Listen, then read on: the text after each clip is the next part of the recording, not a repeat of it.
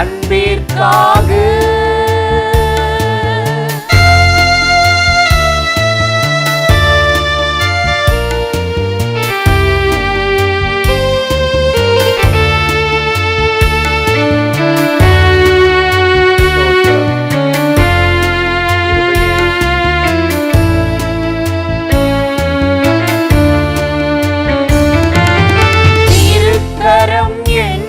தாங்கி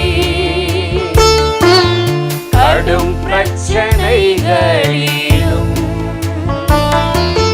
முன்னேறி செல்வதற்கு பலத்தை நீ தந்ததற்காய் திருக்கரம் என்னை தாங்கி கடும் பிரச்சனைகளிலும்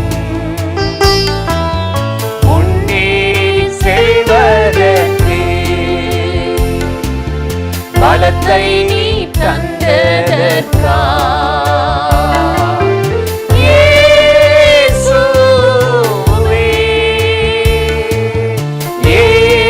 இயேசுவே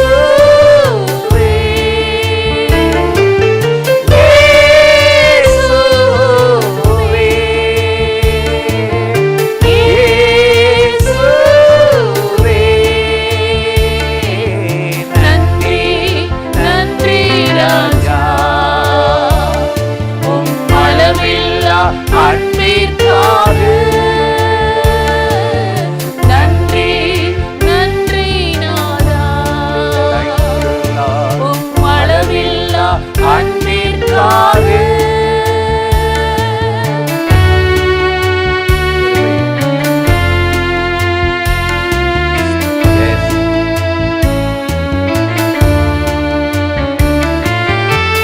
எதிர்க்கிறவர் முன்பிலும்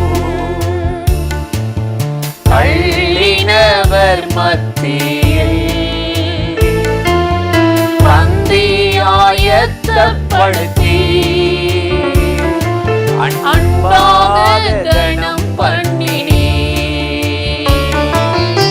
எதிர்க்கிறவர் முன்பிலும் தள்ளினவர் மத்தியில் பந்தியாயத்தப்படுத்தி அன்பாக கனம் பண்ணினே. இயேசுவே இயேசுவே இயேசுவே இயேசுவே நன்றி நன்றி ராஜா உம் அளவில்லா அன்பிற்காக. நன்றி நன்றி நாதா உம் அளவில்லா அன்பிற்காக.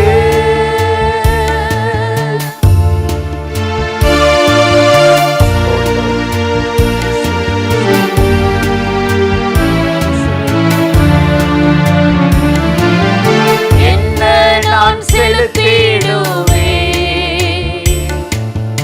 ஆயிரம் பாடல்களோ என் உயிர் காலம் முழுதும் ரட்சிப்பை உயர்த்திடுவேன்.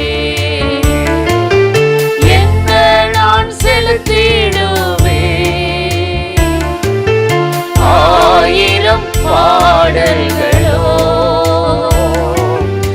என் உயிர் காலம் முழுதும் ரட்சிப்பை உயர்த்திடுவேன். இயேசுவே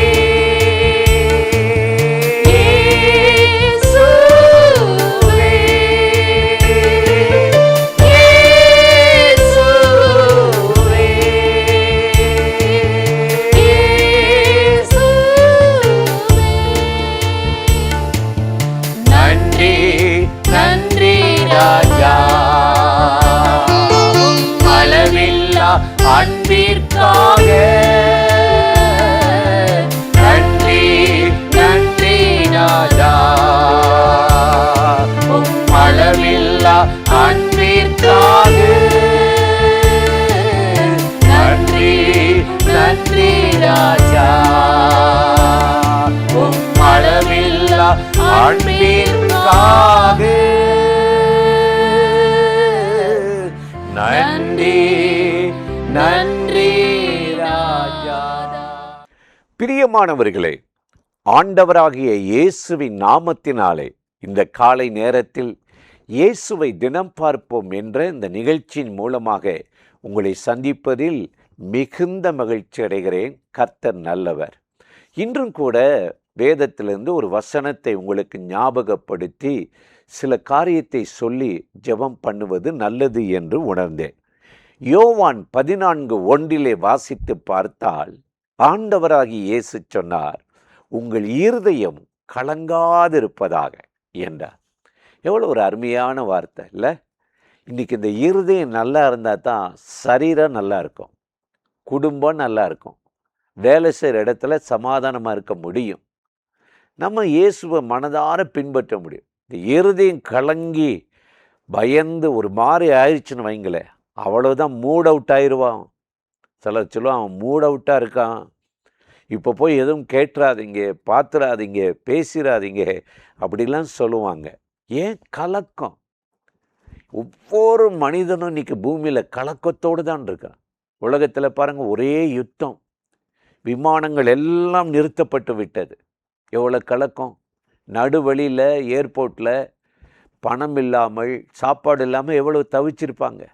விலைவாசி உயர்வு, எங்கேயோ போடுற சண்டைக்கு இங்கே ஏறுது, கேஸ் ஏறுது, பெட்ரோல் இல்லைன்றாங்க, டீசல் இல்லைன்னு ஒரு பயத்தை ஜனங்களுக்குள்ள கொண்டு வர்றாங்க. எவ்வளோ நாள் நீடிக்குன்னு தெரியல, ஒரு கலக்கம். பூமி கலங்கிய மதுபானத்தினால் நிறைந்திருக்கிறது போல இன்னைக்கு நிறைந்திருக்கிறது.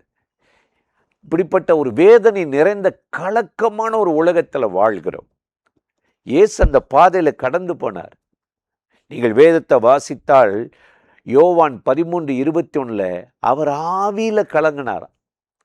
ஏன்னா இந்த பூமிக்கு ஒரு இரட்சகர், ஒரு மீட்பராய், ஒரு நித்தியத்துக்கும் வழியை ஏற்படுத்தினா இந்த ஜனங்கள் பூமியே போதும் என்று இதை புறக்கணிக்கிறார்களே, ஆவியில் கலங்கிட்டாராம்.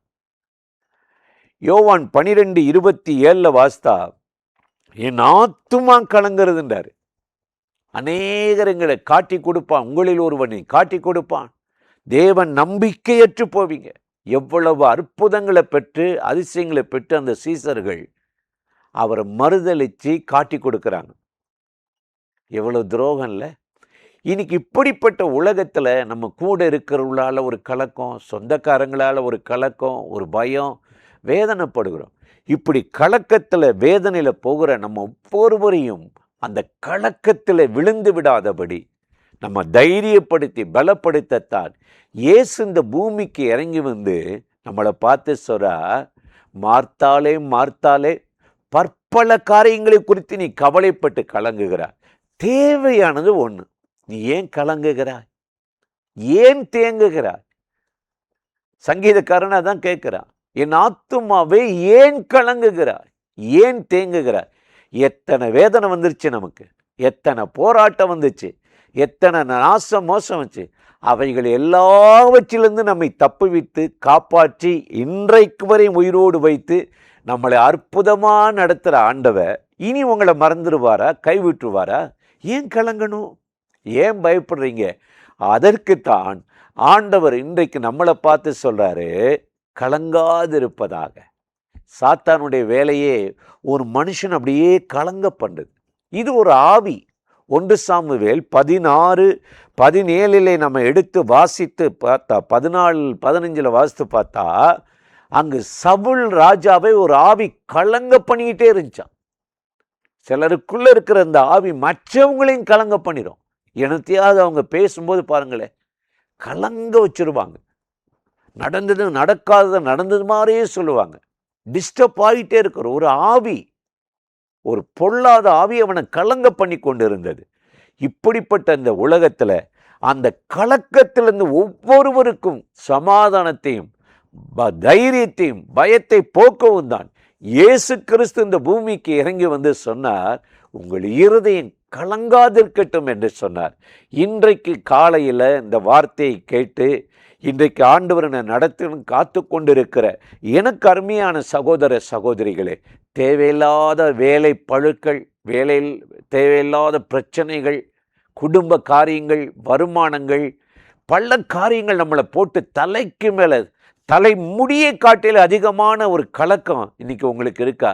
அதை எல்லாவற்றையும் நீக்கி சஞ்சல நீங்கள் சந்தோஷப்படுத்தி உங்களை கலங்காதபடி உங்கள் ஆத்துமாவை உங்கள் இருதயத்தை அவருடைய சந்தோஷத்தினாலும் பலத்தினாலும் நிரப்பி இன்றைக்கு ஆண்டவராகிய தேவன் உங்களை அற்புதமாய் நடத்த போகிறார். அந்த தேவாதி தேவனை நோக்கி நாம் இப்பொழுது ஜெபிக்கலாமா? அன்பும் இரக்கமும் கிருபையும் நிறைந்த நல்ல ஆண்டவரே, இந்த ஆசீர்வதிக்கப்பட்ட நாளுக்காக, நேரத்துக்காக, கிருபை இரக்கங்களுக்காக உமக்கு நன்றி செலுத்துகிறோம். இப்பொழுது யாரெல்லாம் இந்த நிகழ்ச்சியில் இணைந்து இந்த நாளில் ஆண்டவரின் கலக்கத்தை மாற்றும், பயத்தை நீக்கும், என்னை தைரியப்படுத்தும் என்று சொல்லுகிறார்களோ அத்தனை பேர் மேலும் கர்த்தருடைய மகிமையும் வல்லமையும் கிருபை இறங்கி இந்த நாளில் நடத்தட்டும். ஒரு மனமகிழ்ச்சி அவர்களை தொடருவதாக இயேசுவின் நாமத்தில் வேண்டிக் கொள்ளுகிறோம் எங்கள் உயிருள்ள நல்ல பிதாவே, ஆமேன், ஆமேன். தொடர்ந்து இந்த நிகழ்ச்சிகளை நீங்களும் பார்க்கணும். இந்த ஊழியத்தை மற்றவங்களுக்கு அறிமுகப்படுத்தணும், ஷேர் பண்ணணும், தாங்கணும், ஜெபம் பண்ணணும். ஆண்டவராகிய தேவன் நம்மை ஆசீர்வதித்து நடத்துவார். ஆமேன்.